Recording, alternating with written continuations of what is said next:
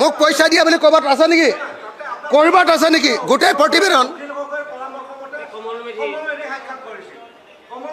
মই উল্টে মই সেইবিলাক ক'বলৈ নাযাওঁ। এতিয়া বেলেগ পাৰ্টিলৈ গুচি গ'ল। মই কে এম এছৰ নামত ওলোৱা নাই। 3 লাখ কথাৰ কথাটো ওলাইছে কমল মেধিৰ নামত। মোৰ পৰামৰ্শত যদি গৈছে বুলি যদি কোনোবাই প্ৰমাণ কৰিব পাৰে, এটা ফ্ৰডে আপোনালোকে নাজানে। এই যিটো ফ্ৰডে কোৱা কথাটোক লৈ আপোনালোকে ডাঙৰ নিউজ বনাইছে। আপুনি শুনি লওক, আপুনি কথাটো শুনি লওক। আপোনালোকৰ এজেণ্ডাটো হ'ল নহয় জানো? আপোনাৰ কথা কৈছোঁ মই। আপোনাৰ এজেণ্ডাটো মোৰ নাম লোৱা নাই, মোৰ নাম ল'ব পৰা নাই পইচা লোৱা বুলি। মোৰ নাম অখিল গগৈ। মোৰ নাম কোনো কেলেংকাৰীৰ কোনো মানুহে অখিল গগৈক পইচা দিছে বুলি কোনো মানুহে ল'ব পৰাৰ সাহস অসমত জন্ম হোৱা নাই। পইচা দিছে বুলি ল'ব পৰাৰ সাহস অসমত জন্ম হোৱা নাই। মই আপোনাক চেলেঞ্জ কৰি ক'ব পাৰোঁ, কোনো কেলেংকাৰীত অখিল গগৈক পইচা দিছে বুলি কোৱাৰ কোনো মানুহ জন্ম হোৱা নাই বুলি মই চেলেঞ্জ কৰি ক'ব পাৰোঁ। আপোনালোকে সৰু কথাবিলাকক ডাঙৰ কৰি আছে। গৌৰৱ গগৈক ডাঙৰ কৰি দিছে, কমল মেধিক ডাঙৰ কৰি দিছে, দুলাল বৰাক ডাঙৰ কৰি দিছে। এই গোটেইকেইটা লগালে 6 লাখ টকামান 7 লাখ টকামান হ'ব। APSC কেলেংকাৰীটো কেইবা হাজাৰ কোটি টকাৰ কেলেংকাৰীয়ে নহয়, ই এটা অসম ধ্বংস কৰা ডাঙৰ অভিযান আছিলে। প্ৰথম কথা যে APSC কেলেংকাৰীটো অসমৰ ইতিহাসত নোহোৱা নোপোজা ধৰণৰ এটা ভয়ংকৰ কেলেংকাৰী। সেই কথাটো আমি সকলোৱে বুজি উঠিব লাগিব। এইটো মানে বেলেগ সৰু সুৰা কেলেংকাৰীৰ নিচিনা নহয়।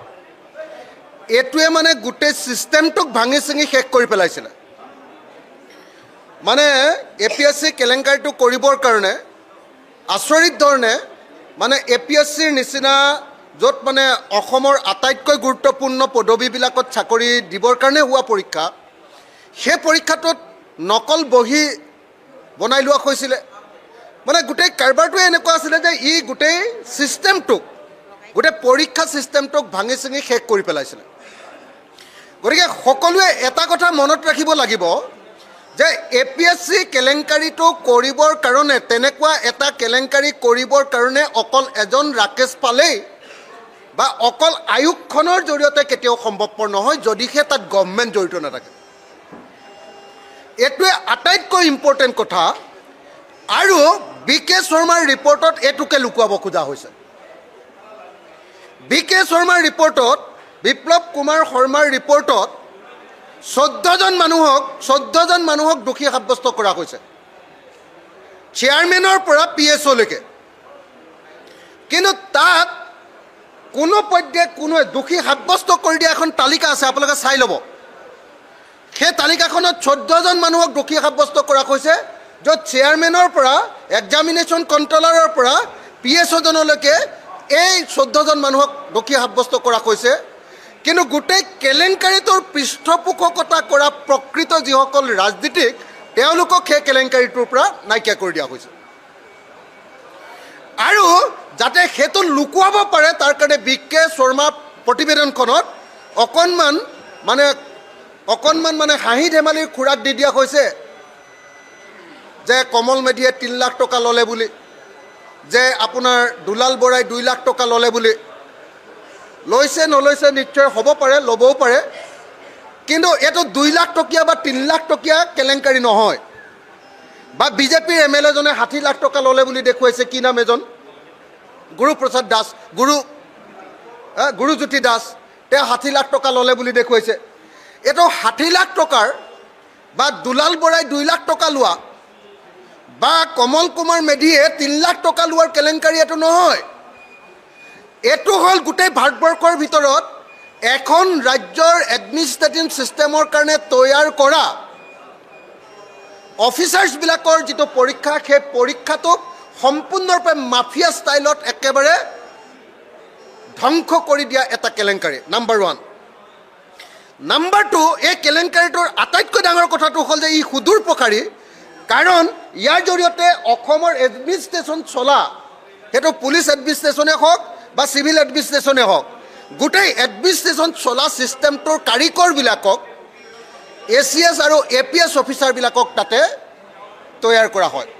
বা এগ্ৰিকালচাৰ ডিপাৰ্টমেণ্ট এডুকেশ্যনৰ ডাঙৰ ডাঙৰ অফিচাৰ্ছবিলাক এই আটাইবিলাকক ইঞ্জিনিয়াৰ্ছবিলাকক তেওঁলোকক নিৰ্বাচন কৰাৰ তেওঁলোকক নিয়োগ কৰাৰ কাৰণে পৰীক্ষা পতাৰ এইটো ব্যৱস্থা গতিকে APSC কেলেংকাৰীটোত আপোনালোকে মেডিয়াই যি ধৰণে 2 লাখ টকা 3 লাখ টকা এইবিলাক কথা প্ৰকাশ কৰি আছে এইবিলাকৰ জৰিয়তে আচলতে যিবিলাকে এইবিলাক অকল এইটোৰ ওপৰত কেৱল গুৰুত্ব দি আছে সেইবিলাকে কেৱল মুচৰুচক বাতৰিয়ে দিয়া নাই আচলতে তেওঁলোকেও আচলতে APSC কেলেংকাৰীৰ প্ৰকৃত নায়কবিলাকক খলনায়কবিলাকক লুকুৱাবলৈ চেষ্টা কৰিছে আপোনালোকে সকলোৱে জানে যে APSC কেলেংকাৰীৰ উলিওৱা আটাইতকৈ গুৰুত্বপূৰ্ণ ভূমিকা লোৱা সংগঠনটোৰ নাম কৃষক মুক্তি সংগ্ৰাম সমিতি নাৰী মুক্তি সংগ্ৰাম সমিতি আৰু ছাত্ৰ মুক্তি সংগ্ৰাম সমিতি আপোনালোকে সকলোৱে জানে যে মই কিমান মাহ APSC কেলেংকাৰীৰ বিৰুদ্ধে আন্দোলন কৰি জেলত আছিলোঁ দুবাৰকৈ এবাৰ নহয় APSC কেলেংকাৰীৰ বিৰুদ্ধে আন্দোলন কৰি দুটা মানুহে আমি জেলত আছোঁ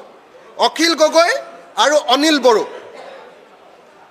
বড়ো আছিলে কমল কুমাৰ মেধিৰ লগত জইণ্ট ছেক্ৰেটাৰী আৰু মই আছিলোঁ উপদেষ্টা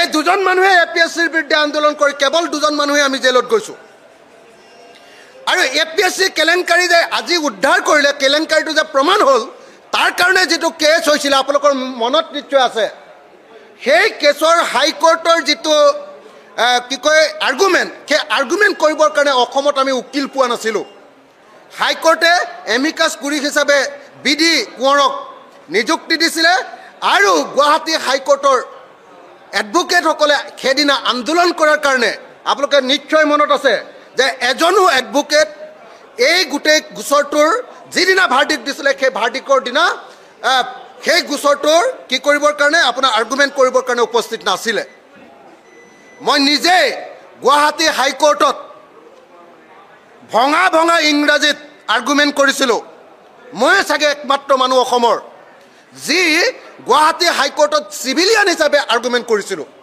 আৰু চিভিলিয়ান হিচাপে আৰ্গুমেণ্ট কৰি মই দুটা ৰিজাল্ট উলিয়াই আনিছিলোঁ 1 নম্বৰ CBI তদন্তৰ ৰিজাল্ট উলিয়াই আনিছিলোঁ আৰু 2 নম্বৰ আপোনালোকৰ নিশ্চয় মনত আছে APSC কেলেংকাৰীৰ সকলো উত্তৰ বহি আৰু ভাইভাৰ গোটেই ৰিপৰ্ট এইবিলাক সংৰক্ষণ কৰিব লাগে বুলি 2023 আৰু 2013 আৰু 14 সকলো ৰেকৰ্ড সংৰক্ষিত কৰিব